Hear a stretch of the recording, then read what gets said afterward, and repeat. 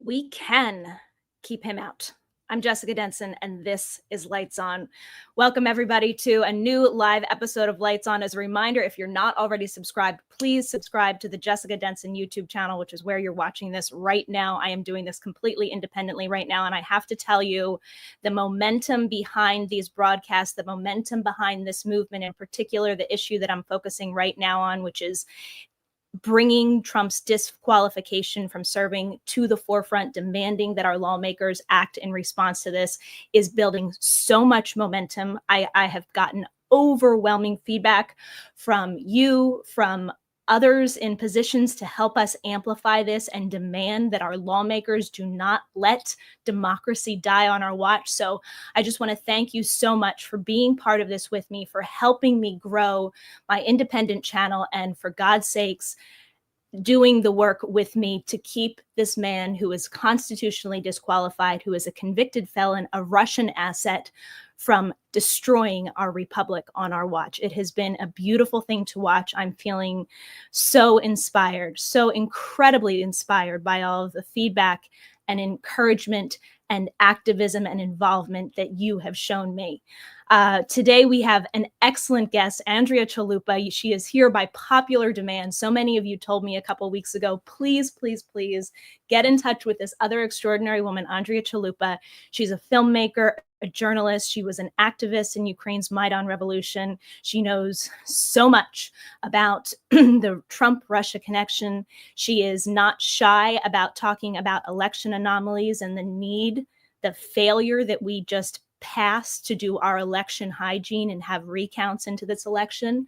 And so she's going to join us to talk about all of those things. I played a clip on my show on Wednesday, the short that I did with columnist Caitlin Bird, about how an amnesty bill could be brought to force our senators and our lawmakers to vote on Trump's disqualification. And I've been sharing this reporting with Jamie Raskin's office, also played a clip of him where he is very clear on this issue. I actually want to play it again right now just to bring it to the forefront. We do have lawmakers, while we may not be seeing them on mainstream media right now, and all that we're getting is the shit show of what is going to become of an administration that is going to destroy everything that we hold dear. But there are lawmakers who know what's right. And I want to play for you again this moment of clarity from Jamie Raskin. Can slip away from you very quickly.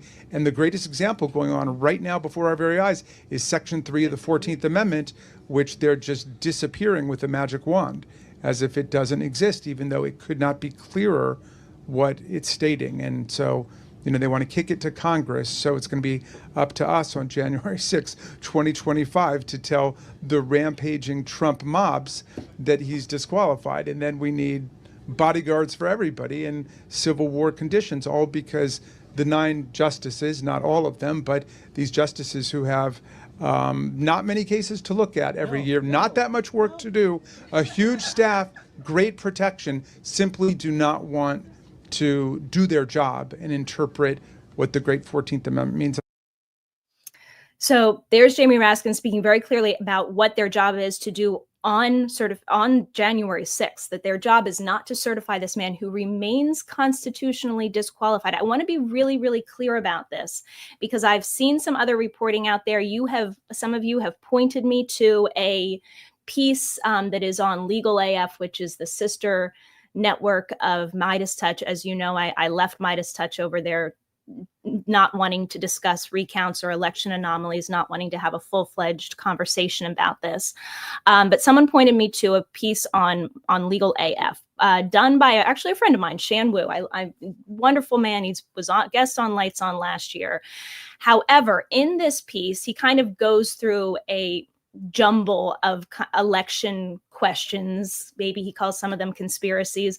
I don't really think that he fleshes out his addressing them. And he actually kind of comes to the conclusion that we can address these in the future, which, my God almighty, my whole point and why I was drilling down when our deadlines remained to actually do recounts was because we can't afford to make this a lesson for the future. If we even have elections in the future, we needed to do it right now.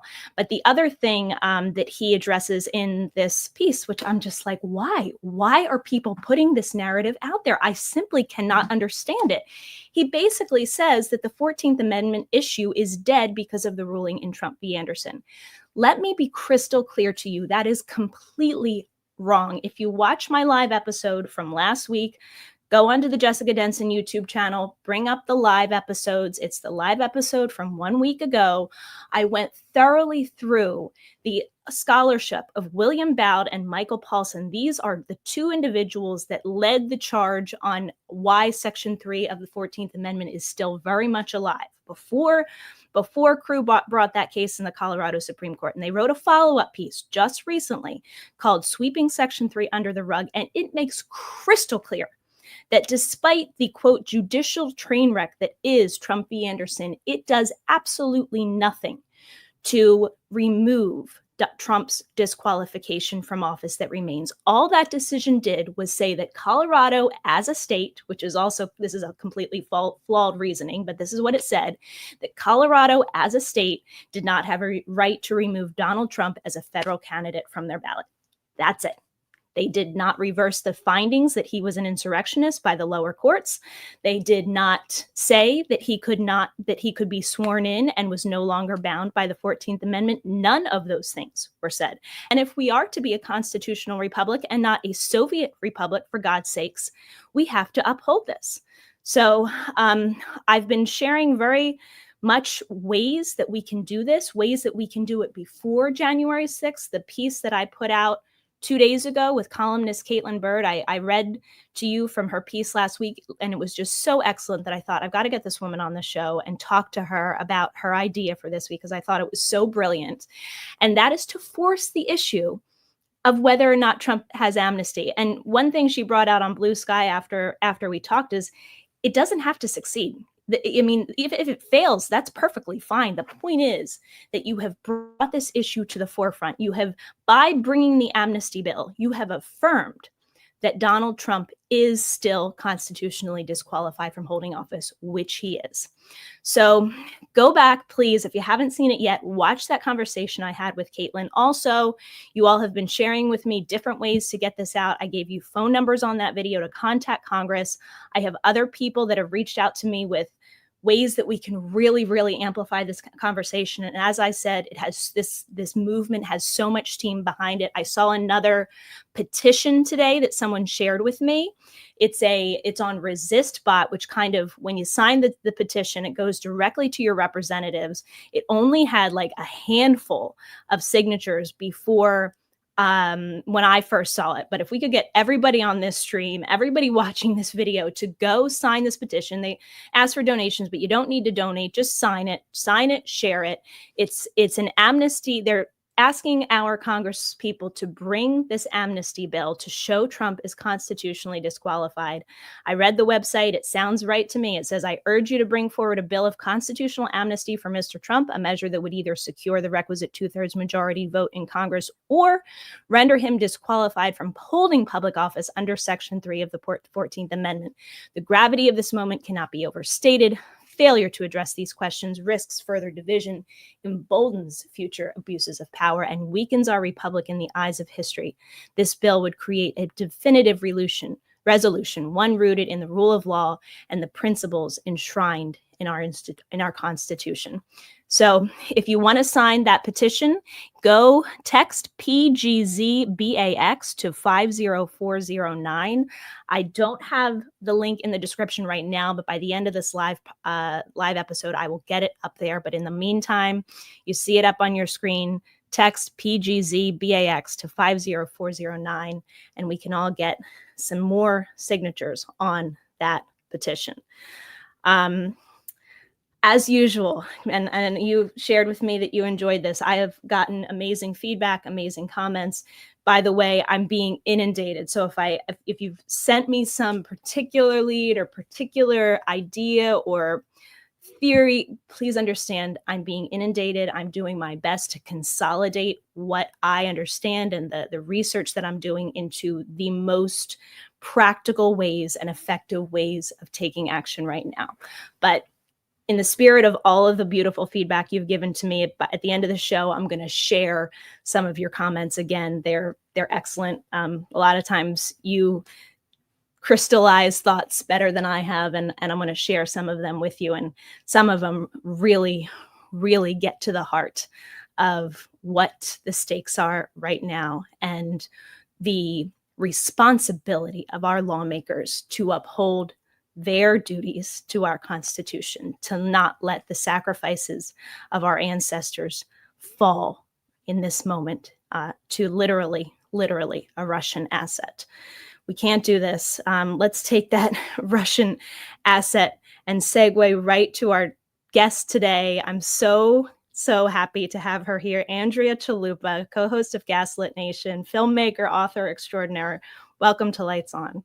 Thank you, Jessica. It's wonderful to be here. So I don't even want to ask you a question. I just want you to tell me, Andrea, what is on your mind right now? Well, I think everyone, especially people in positions of power who have been tracking Trump's failed coup of January 6th, which led to an ongoing coup with the big lie, where the MAGA movement was empowered with all sorts of tools, including, as you covered on your show, as I covered on Gaslit Nation, there were these election security experts from the civic society, the nonprofit Free Speech for People, who were writing letters well in advance of the 2024 election, warning the FBI, warning members of Congress. We were talking about this on Gaslit Nation in the months leading up to November 2024. This is not like we are being sore losers. We saw this train wreck as it was happening. And I even did an episode called Merrick Garland, Let's MAGA Steal the Election. And that's very clearly what happened here. And there are people in positions of power across the political spectrum who see this too. We are not alone. And they need to fight like hell now. Yes, risk your lives, just like so many Ukrainians, so many Syrians, so many people who are standing up against Russian aggression have been risking their lives because it's a mafia state. But if you do not stop him now, it's game over for American democracy and so many other countries around the world, including Ukraine. And so I'm calling on all those in a position of power who see very clearly what has been happening for years, right? Because the violent attempted coup against our democracy did not stop on January 6th because it was not punished. Yes, they got a bunch of foot soldiers, but the coup plotters themselves went on to have podcasts and book deals and travel the world and drum up more militia support for using intimidation tactics, using harassment, getting their militias into positions of power. This has all been documented. ProPublica has done wonderful reporting on this, and on the list goes. And so they never stopped after January 6th because January 6th was never punished. And I think a big wake-up call for people in positions of power, including Jamie Raskin and Hakeem Jeffries, and so many people on the Democratic Party whose heads are on the chopping block, by the way, if you don't stop this. People in positions of power have to understand what an alarm bell it is that FBI Director Christopher Wray is pre-surrendering. He's deciding not to serve out his entire term and making things very convenient for Trump to appoint Kash Patel, who is staunchly anti-democracy, staunchly anti-Ukraine, who spouts Russian disinformation. And to have someone as vindictive and dystopian as Kash Patel running the FBI, that's going to make the worst years of J. Edgar Hoover seem like Mary Had a Little Lamb. And so it's like you need to wake up and do something. The fact that Christopher Wray feels threatened, feels like scared, and is just looking out for himself now and thinking that he will be safe, his family will be safe, because I have no doubt he's someone they've had a target on. And I know what it's like to be in that position and speaking out. Obviously not to that level, clearly, but we have to imagine that someone like Christopher Wray has his home watched, has his family watched, has so much harassment and threats against his life that he's probably thinking, I don't need this. I'm going to get out now and look out for myself and my loved ones, not understanding that if you don't stand up and fight and carry out your public duty to the US Constitution, no one will be safe. No one will be safe. And to all of these business elites across America, Zuckerberg, Bezos, and on the list goes, who are now kissing the ring of Trump, you are sacrificing your own autonomy in a dictatorship. Just look at what happens with the business elite that try to get on the wrong side of Putin, that dare to run against him for president, that dare not to kiss the ring always, forever, for the rest of their lives. They fall out of windows, their cars explode, they get thrown into prison, their fortune liquidated. Your money cannot protect you anymore if you allow a violent, predatory, sadistic Nazi regime to overthrow American democracy. You will not be safe, and your fortune cannot protect you. I don't think you understand the gravity of what you're doing to not just us, the people, but to yourselves, to your children's future, the future of this country. Absolutely. If you know anything, if you're in a position of power, it is time for justice now. Okay. Yeah. Yes, it's scary. Yes, standing up to the Russian mob is scary. But you chose to enter public service. You chose to enter public service to represent and uphold these values. I mean, that is the position you chose. Yeah, you've been kicking the can down the road this entire time, and now here we are. So there are no do-overs anymore. So yes, you need to fight like hell now, like, Nazi hunters. That's what we need in this moment. People have to be brave. The people have your back. Understand that the numbers of this election were extremely close. The fact that the Democrats won so many tough state races, especially in North Carolina, where they defeated the Black Trump, yet Trump himself won, right? Again and again, we see this pattern, and then he wins the popular vote. I'm very well aware that with the inflation crisis, that there's been this massive punishment against incumbents in races around the world. I understand that. Okay, I've been covering all the details of what's going on Gaslit Nation. They didn't. All those countries did not have an insurrectionist, convicted felon individual running for president. Exactly. We were up against unpunished criminals who openly incite violence against anyone who dares stand their way, and they are steamrolling against the opposition who thinks they can hide rather than put up a fight. Do you understand that there's no amount of hiding that can save you? So if you know someone, if you know something, you need to come out and tell the American people. You need to fight like hell now to stop this. You need to be strategic now. You need to cancel your holiday plans and get this going in the very limited time we have left. And I want to remind everyone again, my show, Gaslit Nation, has been covering this before the election. This is not something we're trying to force through like a big lie of the left. That is not this. We saw this all happening, and we're raising the alarm for a very long time now, for years now. We predicted the January 6th coup on my show. We said they're plotting a coup out in the open, and no one's doing anything about it. So join us here for the post-coup special. Yeah, right? Andrea, I mean, your show is called Gaslit Nation. When I separated for a reason. When I separated from Midas Touch and decided to hit this issue head on, the first thing I addressed was the gaslighting of comparisons of us to Stop the Steal in 2020 or Rudy Giuliani or anybody else. First of all, that was a top-down movement. This is a bottom-up. This is the people demanding it because we have seen too much, because so many people, I mean, you don't know, Andrea, how many people have contacted me and said, can we get a repository, a single place to report all of the people who cast a ballot and are now having their ballot not show up? Just that singular issue, that singular issue.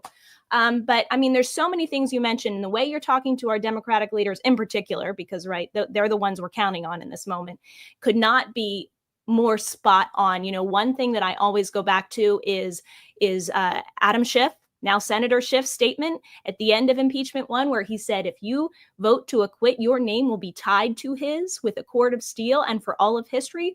Well, guess what? That now ascribes to every single Democrat who is not standing up in this moment, who is not fighting back. I have shared on Blue Sky. I have shared on this show. You know it because it's your audience too.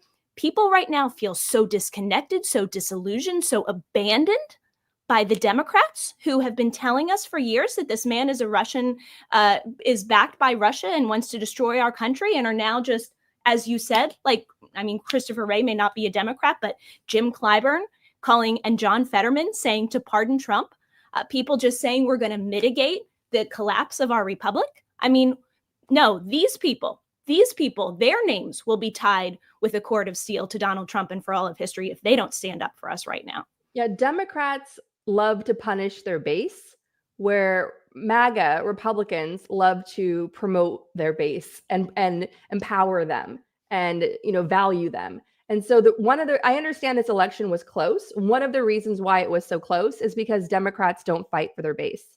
Democrats act like Democrats try to appeal to the same corporate greed class that they get donations from as the Republican Party. Mm-hmm. And they do that by saying, look, we're keeping AOC in a box. We're keeping the mobs of people away from you.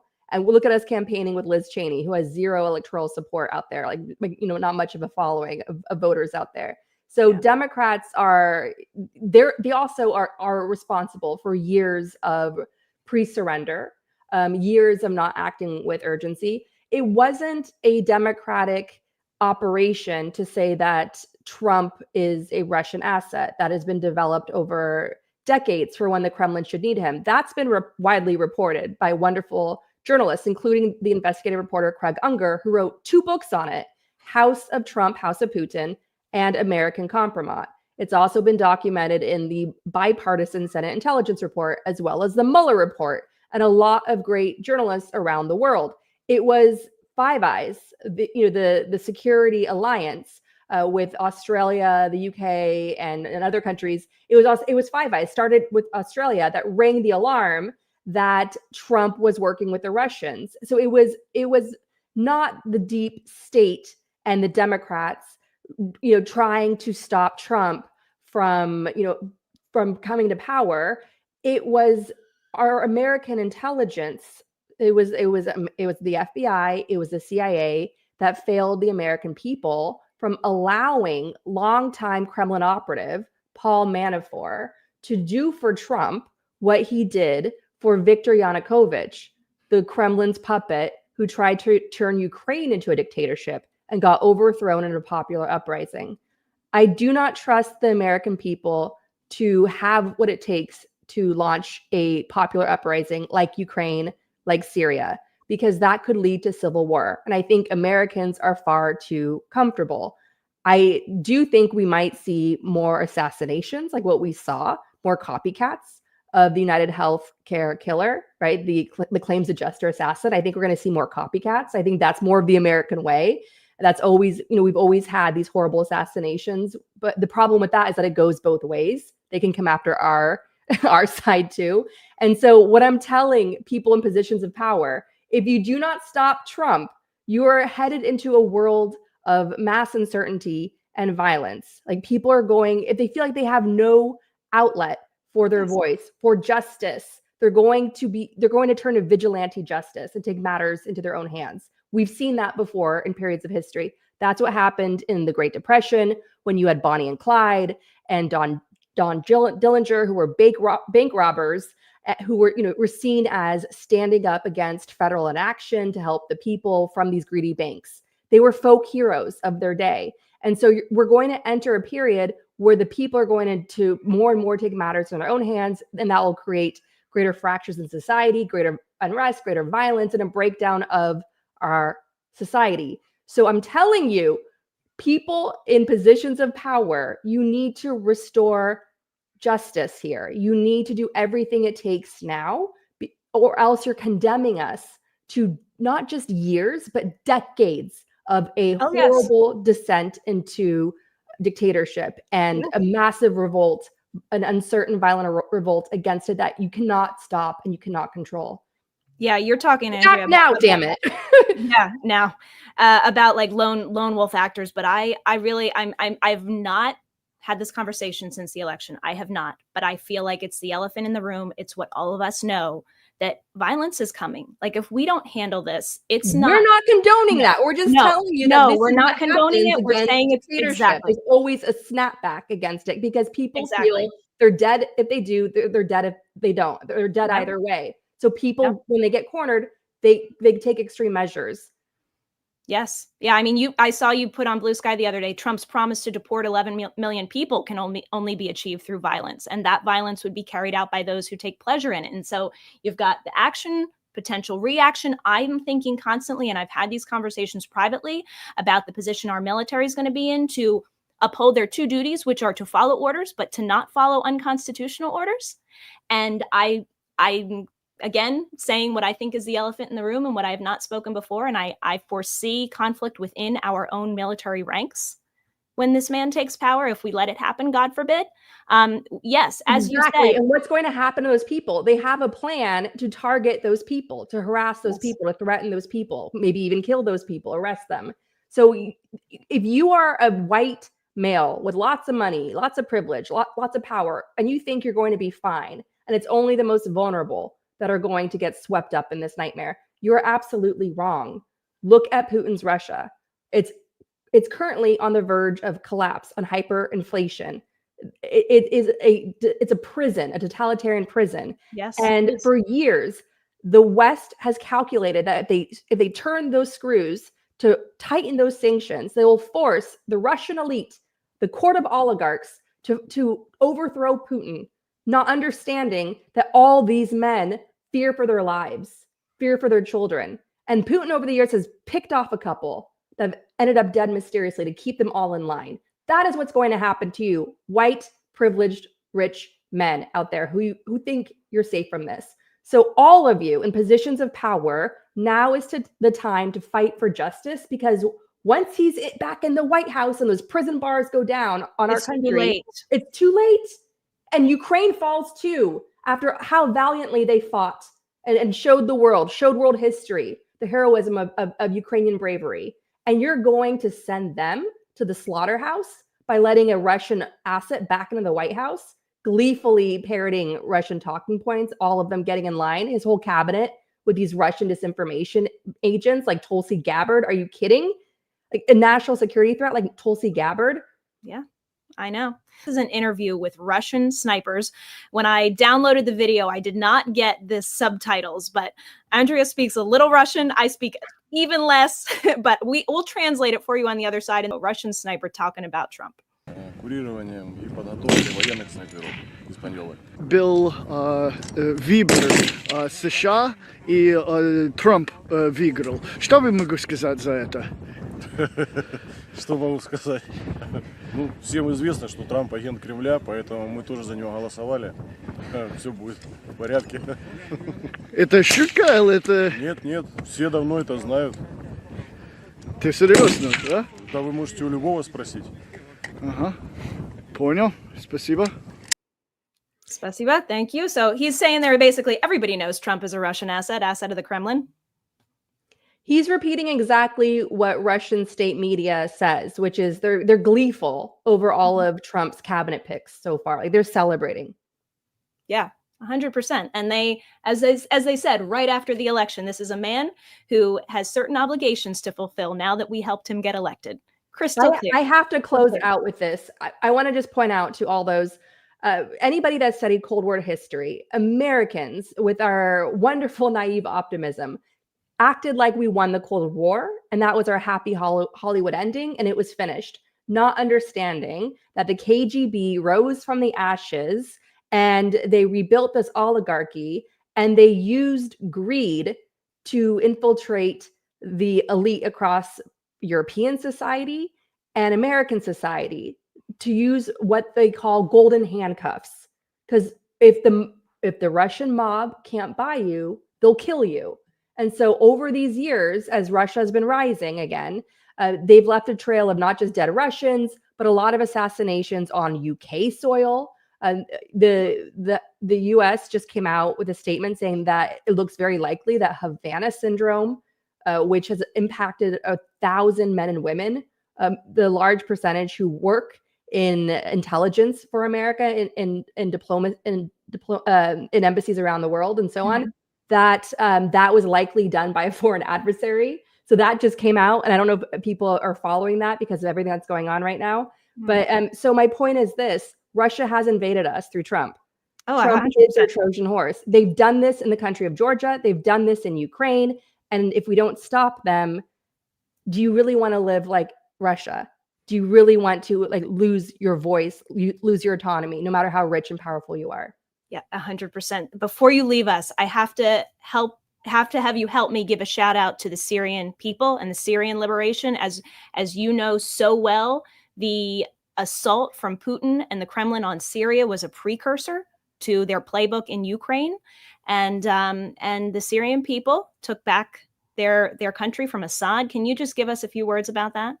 That is an extraordinary story, and it's amazing to see Syrian friends that I've long worked with on the ground there celebrating. And so basically, the Syrians never gave up. They were the target of a rampant disinformation campaign driven by the Kremlin, driven by a lot of idiots on the left. And people had abandoned them. And even in recent months, Biden and European leaders were discussing even normalizing Assad and dropping sanctions. But the Syrians never gave up.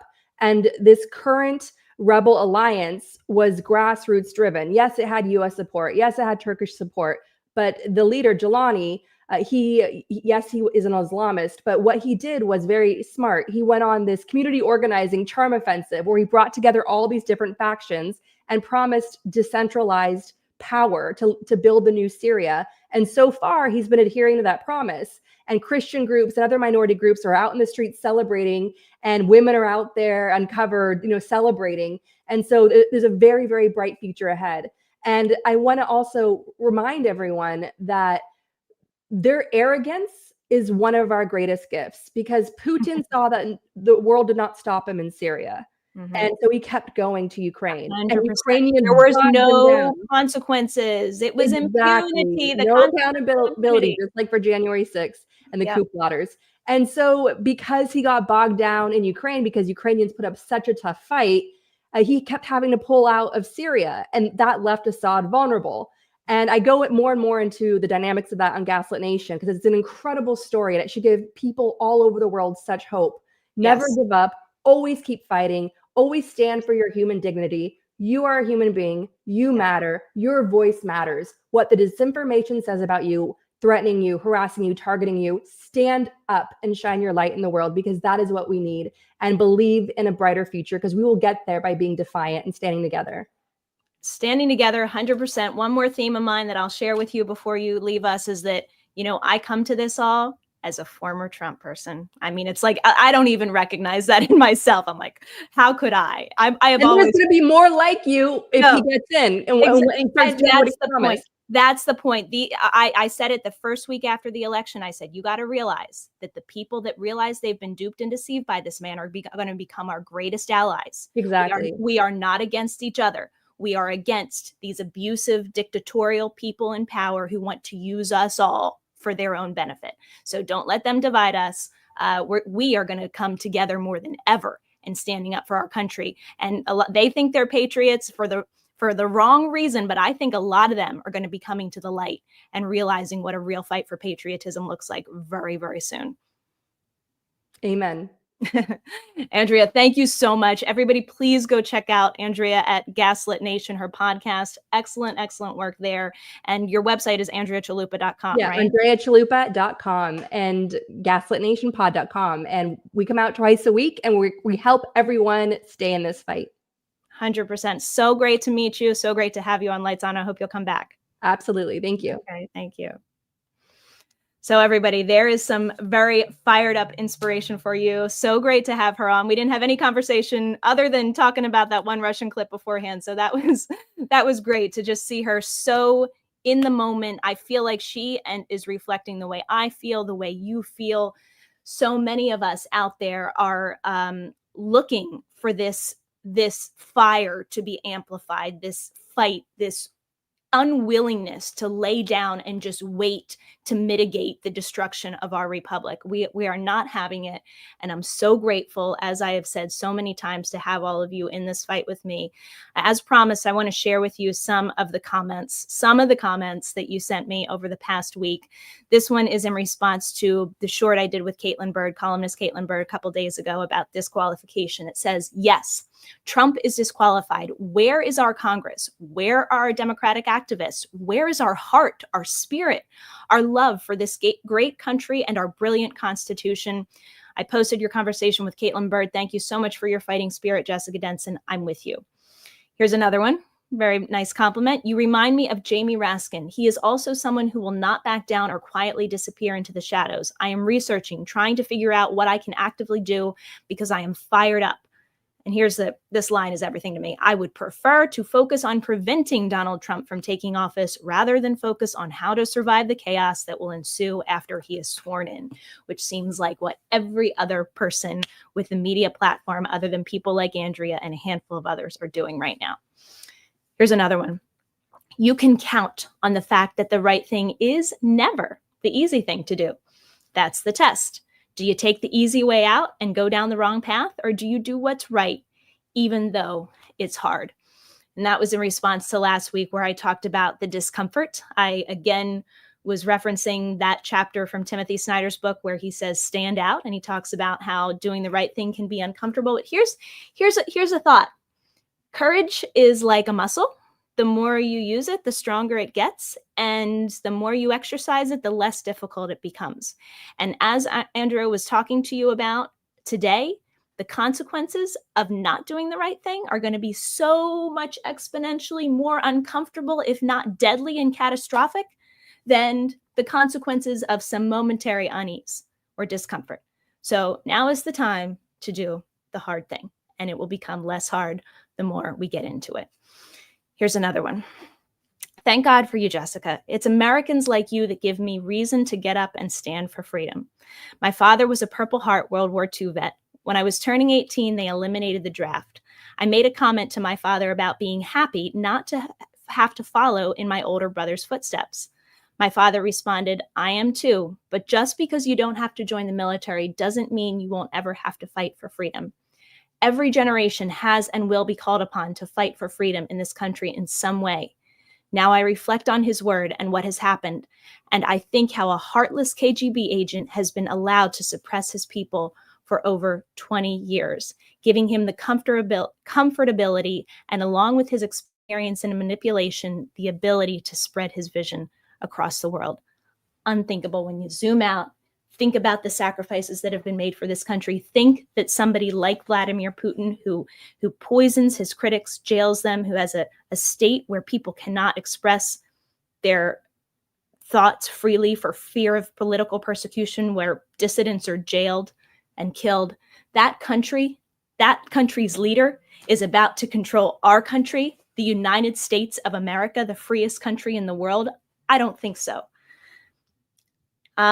Here's another one in this. I mean, sometimes this next comment really brings into focus the effect, the detrimental effect of others in the media. And I say this with not to condemn, but in the hope that they change, that they wake up and realize that what they are doing is not working. We should have so much more on our side right now. And I'm hopeful to bringing more to our side, to encouraging more people with platforms to cover these subjects fearlessly.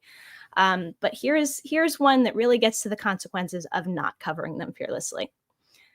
Wow, I am in awe and speechless over your courage. So many grown men quivering in corners or deciding to profit from this. I have end-stage heart failure, so not much to lose. The outcome of the election was bad enough. Elon said he had the software and caused interference. That for me is enough. The reaction of those I had been faithfully invested in, who after the election reacted completely different than I expected, left me speechless and suicidal. Your research and words are what keep me from not prematurely ending my life. And I cannot thank you enough. Please don't change like the others. I will fight with you. Talk about speechless. God bless that woman. I think her name is Deborah. God bless you, Deborah. If you're watching today, we're thinking of you. I've gotten other similar messages like that, like people who are dealing with some health concern that seems like it may be taking their life, and that this has given them a reason to live. That's what fighting for truth does. That's what fighting for what's right does. It gives you life. It literally gives you life. It is life. Yeah, I really am kind of speechless after after comments like that. So thank you guys so much. I want to actually, we're at 40 minutes, but I'm going to let you go kind of early today because I want to keep these tight as I had promised before.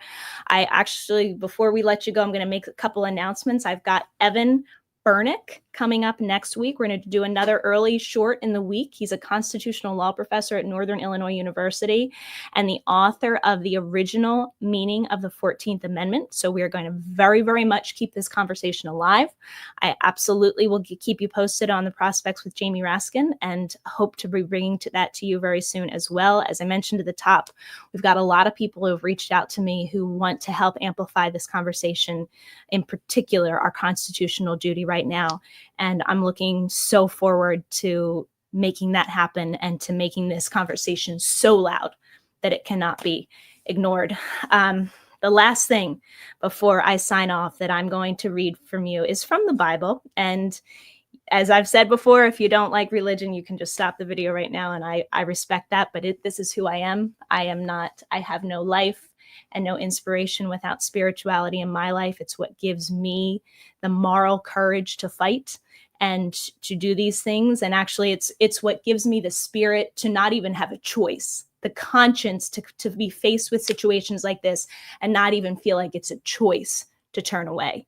That all is rooted in my spirituality. So I've shared before with you that I read a Bible lesson each week, and it's quite incredible, quite beautiful how the passages out of this lesson are so appropriate for the moment that we're living in each week. And these are lessons that are either written a year or so in advance, or sometimes I read really old ones that are literally from like 100 years ago. But this is out of the book of Isaiah from the lesson I read this week.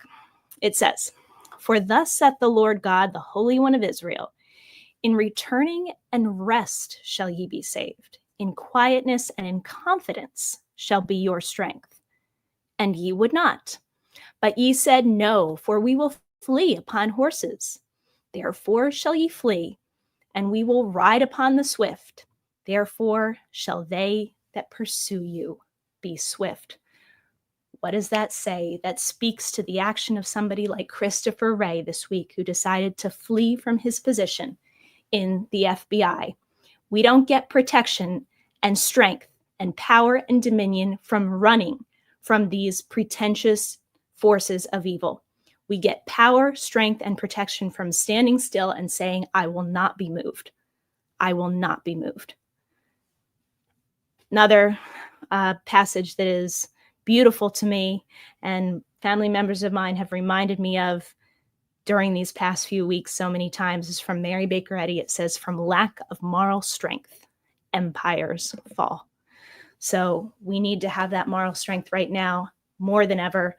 And I'm so grateful, as I will just sound like a broken record here, but grateful to see your response and you joining me in this fight. The best way to keep this alive and share this right now with the information that I'm sharing with you is to subscribe to Jessica Denson on YouTube. Sometimes you guys tell me, I can't find your episodes, or somebody in the chat said, I've been looking for your episode for hours. Turn on notifications. That way you'll know if I'm about to do a live show. They're going to be continuously scheduled at 7 p.m. Eastern, 4 p.m. Pacific on Friday. As I mentioned last week, if there's any change, of course, I would let you know. But that's the live show time, and the shorts are just as they come throughout the week. So turn on your notifications so you know when one is coming. The other way to support me and my work is at thejessicadenson.com/donate. thejessicadenson.com/donate. I'm independent right now. As I mentioned, I gave up the sponsors on Midas Touch, so you can help me and support my work there. You can also support it by buying merch at thejessicadenson.com. There's a link there to the merch that we have. I'm on the road right now, so I don't have it to model for you, but I want to thank everybody for their merch purchases on my merch store. I really, really appreciate that too. Thank you everybody so much for joining me. I gotta say, just even waking up today and seeing the emails in my inbox of all the people that want to help us with this, in spite of everything we're feeling with, I am so incredibly, incredibly inspired right now. So I'm going to leave you with that. Have a wonderful weekend, everybody, and let your light shine.